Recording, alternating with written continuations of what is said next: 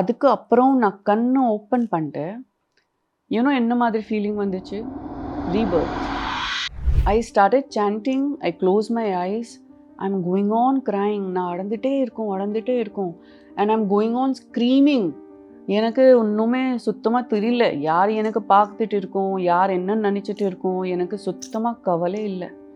I am just standing for hours. I sat and standed. நான் எவ்வளோ hours அது sand பண்ணியாச்சு, எவ்வளோ வாட்டி சாண்ட் பண்ணியாச்சு எனக்கு சுத்தமாக தெரியாது. At least 3-4 hours.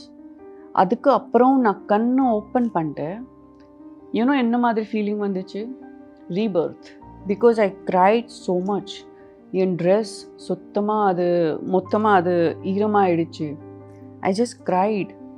ஆனால் அந்த க்ரைங் அப்புறம் அது என்ன சொல்கிற, ஒரு செஸ்டில் ஒரு பெருசாக மவுண்டன் எவரெஸ்ட் அதை தேடி நான் போயிட்டு இருக்கேன் எல்லா இடம்ல.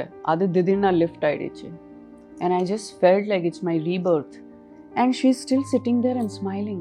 Kanna, எப்படி ஃபீல் ஆகிட்டு இருக்கு? I just touched her feet. I said, அக்கா, நான் என்ன சொல்லணும் எனக்கு தெரியாது. இது என்ன போயிட்டு இருக்கு எனக்கு தெரியாது. நான் என்ன பார்த்தேன், நான் என்ன எக்ஸ்பீரியன்ஸ் பண்ணியாச்சு எனக்கு கூட தெரியாது. ஆனால் இது நிஜமாக எனக்கு என்னோட ரீபர்த் மாதிரி தான் ஃபீல் ஆகிட்டு இருக்கு. அவ்வளோ ஒரு ஸ்ட்ராங்கான எக்ஸ்பீரியன்ஸ் அது. நான் எப்போவுமே ரிலீஜியஸ், ஆனால் ஐ வாஸ் நெவர் ஸ்பிரிச்சுவல். ஆனால் அது ஒரு எக்ஸ்பீரியன்ஸ் எனக்கு கம்ப்ளீட்டாக ட்ரான்ஸ்ஃபார்ம் பண்ணியாச்சு. நான் எப்போவுமே சொல்கிறேன், பிரியாராமன் அக்கா, you are my life saver.